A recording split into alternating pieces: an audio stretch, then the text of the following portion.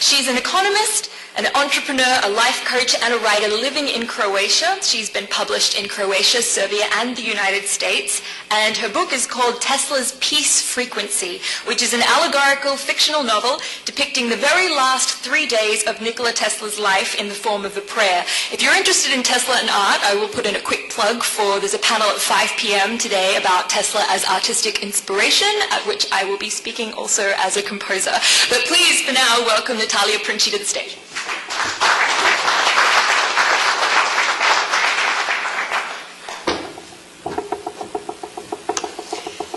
So thank you. I've been invited on this event, special event for me, with the courtesy of Mr. Nikola Lončar, whom I thank a lot.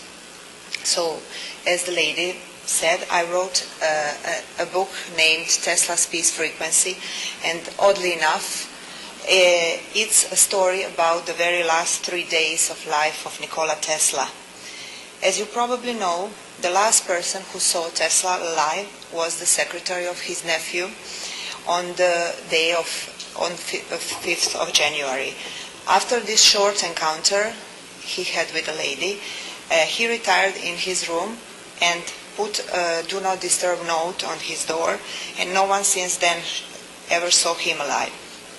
According to Tesla's documented past, he was found dead 3 days after this encounter on January 8th.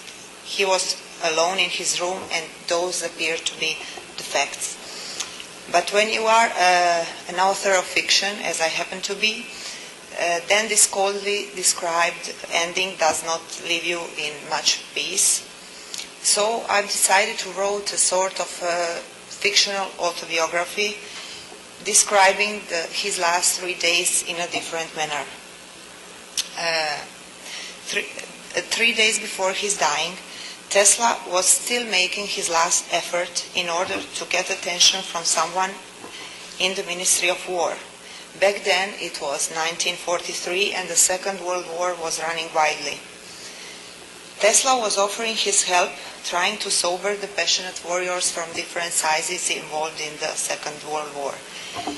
But no one wanted to speak with him about peace. They wanted his technology for completely different purposes.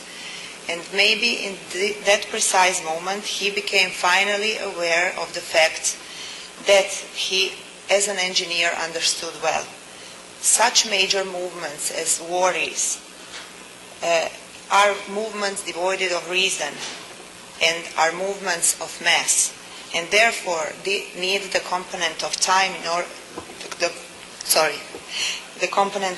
order to calm down. And time was the only thing he did not have.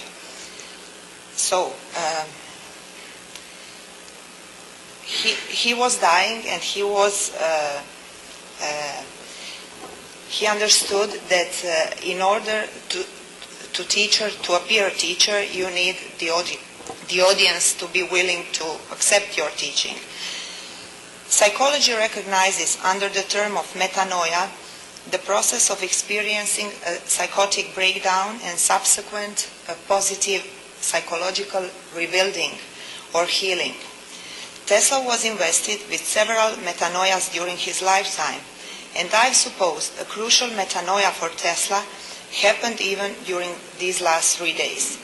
Maybe he remembered the fact that you cannot teach humanity if they are not ready to accept your teachings. That's what Tesla realized that morning, and he finally stopped dedicating his efforts to increase humankind consciousness. In that precise moment, all the efforts of Tesla towards humanity stopped, and he decided to dedicate these last 3 days to his personal memories of his father, his mother, and his mystical sister, and Mark Twain, his lifelong friend.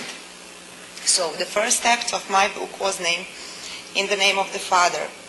In it he meets his father Milutin for the last time. I was of the opinion that Tesla had a deep felt regret towards his father in particular, as his father hadn't lived long enough to see Tesla as becoming a rational human being, but died while Tesla was still a foolish young man. And when you become as responsible as Tesla was, that kind of resentment could provoke a huge psychological problem that probably manifested as a obsessive-compulsive disorder that was Tesla's lifelong condition. That's why his father, Milutin, had to come to his son's deathbed. His son needed redemption from his father, and he needed his father's humor in order to calm down. Therefore, my story of Tesla's dying is not a sad one. It was impossible, especially when his father entered the scene. In the name of the Holy Ghost follows his encounter with his mystical sister, or in Latin, the Soror Mystica. For those of you who know something about alchemy, you might know that mystical sister is a female partner in great alchemical works, such as was Tesla's work. I wanted to add to his efforts the guidance of a female element in order to facilitate his decision on what to do with his personal heritage. He was still a scientist, but did not have time to experiment the outcome of one controversial file I named Phaeton file on purpose.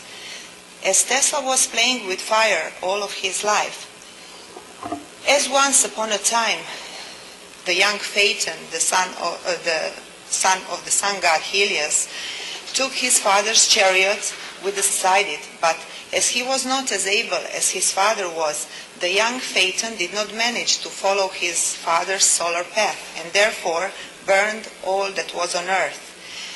The encounter with his mystical sister opened Tesla's eyes, and he, with the aid of his lifelong friend, Mark Twain, decided to burn himself the entire file. He was working on for decades instead of leaving it to Secret Service agents. He was not sorry for destroying his lifelong efforts, as this file in particular contained the component of truth, and the component of truth cannot be distorted or hidden in any manner. Therefore, Tesla peacefully destroyed the file containing the truth, very well aware of the fact of the peculiar endurance truth has. Someone else in the future will discover the content of his research. I hope it will be Mr. Marjanovic, whose fan I am. But Tesla knew about the truth. The rest of Tesla's paper heritage was left peacefully to the side of the Secret Service agents. But Tesla knew another thing. Metaphorically, all of his heritage was compared to the white elephant. When you receive a white elephant, it's a huge, important royal gift, but at the same time, it's a blessing and a curse. You know it's a huge, you know it's important, and you know it is of a great value, but you cannot use it, as was the case with Tesla's files. That's why the white elephant on my cover. I won't go on. Tesla's ending is in my book. His dying is lit by the candles, not electricity. When he dies, someone blows the last candle, and we as humanity remain in the dark, because we've been always more comfortable with darkness than light. We still have Ministry of Defense and Ministry of War, but we never, and not a single state, has founded the Ministry of Peace.